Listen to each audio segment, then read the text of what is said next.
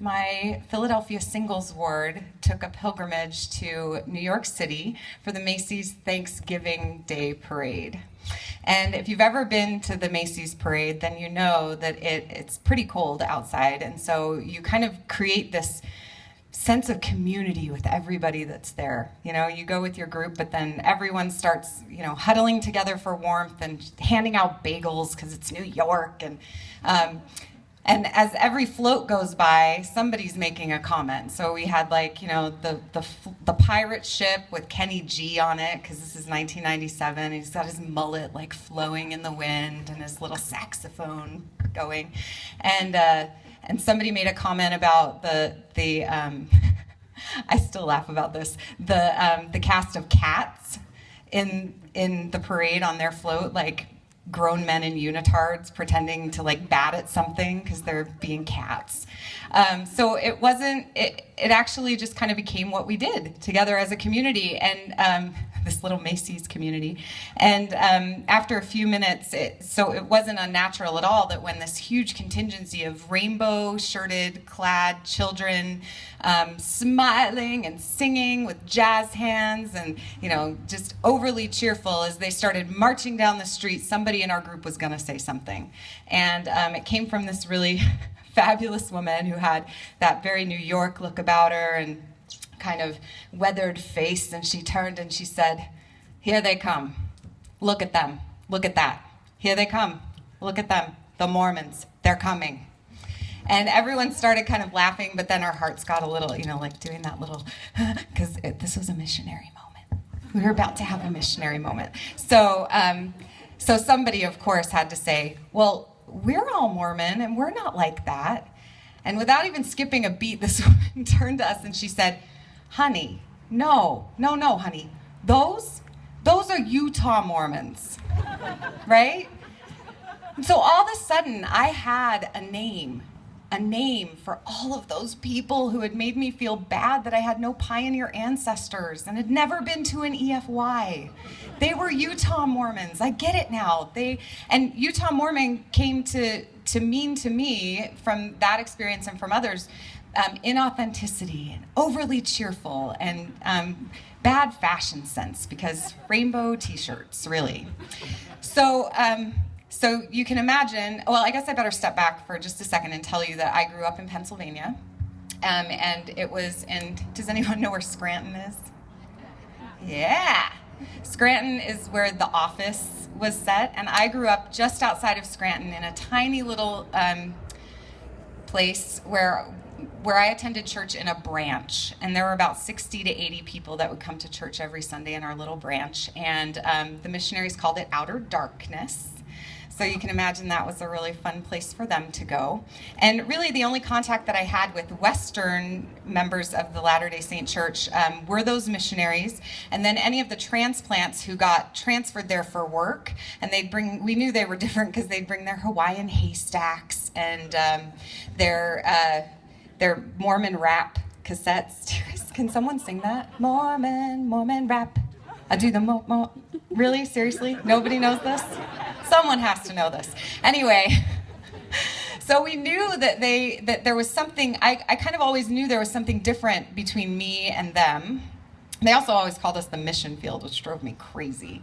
But that's another story for another day. And so I knew that there was something different about them and me, but I also kind of knew that being a Pennsylvania Mormon was kind of cool. And that didn't mean that I was cool, because I had Sally Jesse Raphael glasses that came down halfway around my face and stringy 8th grade hair. But in a town where every single person was, well, I'm prone to exaggeration, maybe not everyone, but lots of people were Italian, Polish, and very Catholic, being Mormon was kind of unique, and it made me unique by association. So when all the kids in my 8th grade class wrote a Christmas song about Joseph Smith and sang it on the back of the bus, it was actually kind of adorable and flattering instead of horrifying. And I still remember that because that was kind of cool, a Christmas song about Joseph Smith. So you can imagine that when I finally moved to Utah at the ripe age of 23 to attend law school, don't worry, I didn't actually go. When I came here to go to law school, I had lots of preconceived ideas about what a Utah Mormon was and how I was not going to be a Utah Mormon. I was going to cling to my Pennsylvania Mormonness as much as possible. So I quickly did everything that a person needs to do to eschew that Utah Mormon moniker. I immediately joined the Student Interfaith Council at the University of Utah, even though I wasn't even a student at the U. It's kind of weird, right? And then I got a job working at the Nature Conservancy, which is about as far from, conservative Mormon things that you can do. I think I was the only Mormon that worked there for a really long time. In fact, they would sort of parade me around when they were meeting with Mormons. They're like, "We have one! Look, we have one!" It was great. I loved that job. And then anytime anyone talked to me, I was very quick to let them know that I was actually from Pennsylvania, just so you know, from Pennsylvania. And the other thing that I did was I immediately decided to try and recapture some of my Philadelphia roots by going to a poetry slam in downtown Salt Lake. I had been to several poetry slams in Philadelphia and had actually performed at a couple, and I kind of knew what to expect. I was like, yeah, I know what I'm getting myself into. There's going to be a hip-hop vibe, and there's going to be like some overt sexuality. It's going to be really, really cool. And so I walked into this poetry slam, and I remember feeling very grown up because I was 23, and I was sitting at this table by myself, and I was watching the poetry happen. And the strangest thing happened. As the evening wore on, my excitement very quickly turned to what I would call shame and maybe even a little bit of fear. Because it turned out that every single one, again, exaggerating, maybe not everyone, but a lot of the poetry that night was from people who were really angry at the at the Church of Jesus Christ of Latter-day Saints, and very hurt by Mormon culture. And I felt like they could see that I was Mormon and that they would immediately hate me if they knew. And some part of me realized that it wasn't enough not to just be a Utah Mormon. Like, I had to somehow hide being a Mormon from some of the people in our community. And I think the other thing that happened that night and through that was that I realized that if I didn't want to be judged, if I wanted to avoid judgment, then I had to very quickly distance myself from what I perceived as the enemy, which is the Utah Mormons, the ones who are creating this divide, right? So I'm ashamed, actually, to say that many times in my tenure here in Utah, I have purposely shut people out of my heart if they said Mel instead of male, and milk instead of milk, and mountain. And I realized that I had a problem, that I have this sort of prejudice against other Mormons, Utah Mormons. And I don't know if anyone can identify with that. But I would like to say that in the 8 years that I have lived here in Utah off and on, that I had some kind of epiphany that helped me to understand this divide. But the truth of the matter is that it's been a really slow process for me to understand how I fit into my community and how my community fits in with me. And one of the things that I think has really helped me in this process of coming together with my community is the advocacy and the work that I've done with the gay community, the gay Mormon community. So something else that you should know is that when I moved to Utah, that first time I came from Oregon, where I had been absolutely in love with my very first gay Mormon man. And just so that we're very clear about this, it was not the first time I had ever been in love with a gay man, because I did theater all through college. And I was a little naive when I started. So, but the key to that is that I went to school, and all of the guys that I had, probably 4 crushes on gay men in the 4 years that I was in college, and all of them were Jewish. So their religion and their sexuality, it didn't really matter to me. That wasn't a big deal, right? Because I didn't have to worry about it.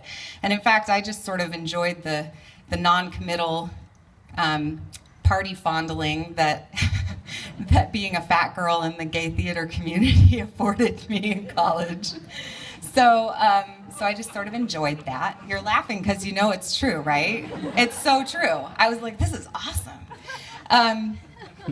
And so when I met my first gay Mormon, I thought that I had a really good gaydar. Like, I had cultivated for 4 years. I was finally at a place where I'm like, I can point somebody out. But as we all know, gay men flirt, and gay men who are not Mormon gay flirt, which so you can tell what they're doing, right? But gay Mormon men straight flirt.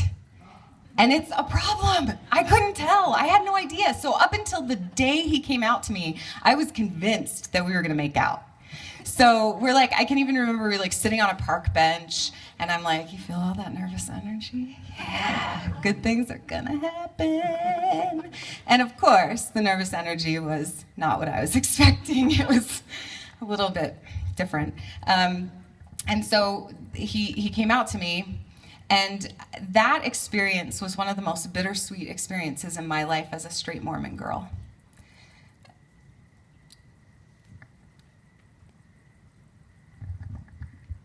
Because I loved him,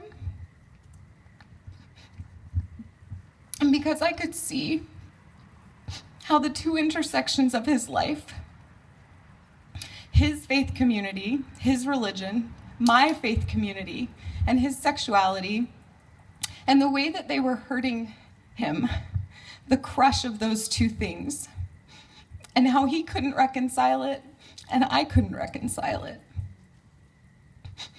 And it hurt me to watch him hurt. And I realized then that I had a job to do.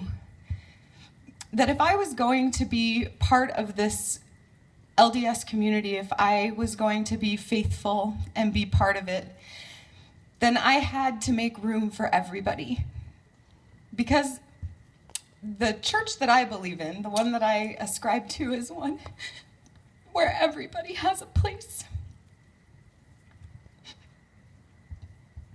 And I wanted to make sure that the people that I love, and even the people I don't know, that there's room for them on my pew. So that means that if I truly believe, and if I truly honestly believe that there's room for everybody, then that means that I have to also make room for Utah Mormons. I have to make room for bedazzled pant pockets and big hair, which I did for you guys tonight. I have to make room in that community. I have to be in that community, and I have to make room so that the next time some fabulous woman from New York City says, "Oh, honey, no. Those are Utah Mormons." What she's gonna see is me. She'll look and she'll say, "You're a Utah Mormon." And I will say, "I am a Utah Mormon. And I see you. I am a Utah Mormon, and I am open. And I seek to understand, and I make room for you. I'm a Utah Mormon, and I am an advocate for people who feel displaced, who feel disenfranchised, who feel marginalized, and who don't feel like they fit.